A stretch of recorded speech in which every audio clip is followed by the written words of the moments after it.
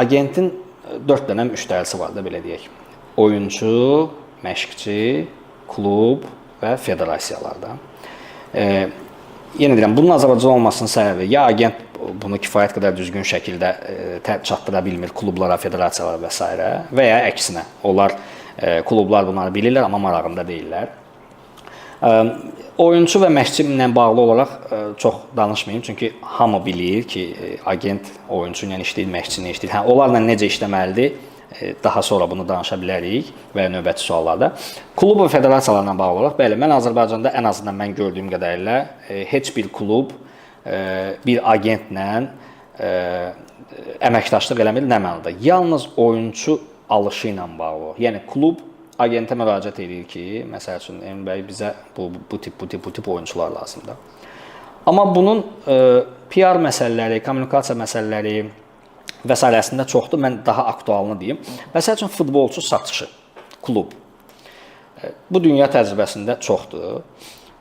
Siz klub sahibisiniz və ya klub idman direktorusunuz. 24 dənə oyunçunuz var da.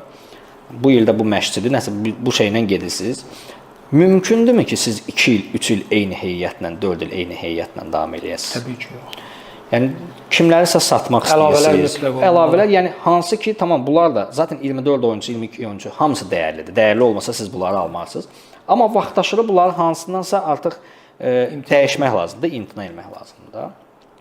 Bu işi əsas görən tərəflərdən biri agentlərdir. Agentlər olmalıdır. Agentlər bu işdə elə əsas işlərdən budur ki, onlar bu oyunçuları başqa klublara getməsində köməkli olsa və bu minvalda klub agentə müraciət eləməlidir ki, və dünya təcrübəsinə belədir ki, məsəl üçün siz klub idman direktoru mənə müraciət edirsiniz ki, Emil bəy, baxın, məndə 4 dənə oyunçu var. Ya yeni məşqçi gəlib oyunçunu bəyənmir, və ya oyunçu intizamsızdır, və ya oyunçunun performansı düşüb. İstənilən bir səbəblə deyə bilirsiniz ki, bu oyunçunu biz əldən çıxartmaq istəyirik. Bunda bu qədər də maaşı var, yəni oynamırsa haqlı olaraq niyə bu maaşı verim də?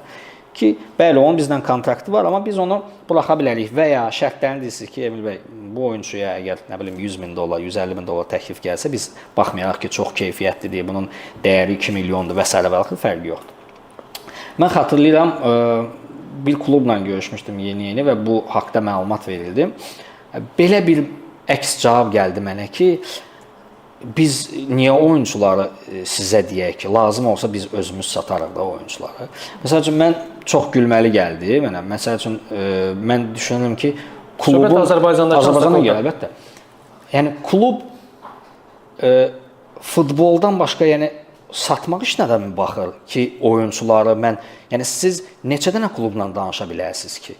Neçə klubla danışır? Və ya necə olur kommunikasiya? Yəni, yığırsınız, məsəl üçün də filan komandadan yığırsınız ki, məndə Emil adlı bir oyuncu var, onu istəyərsən və s.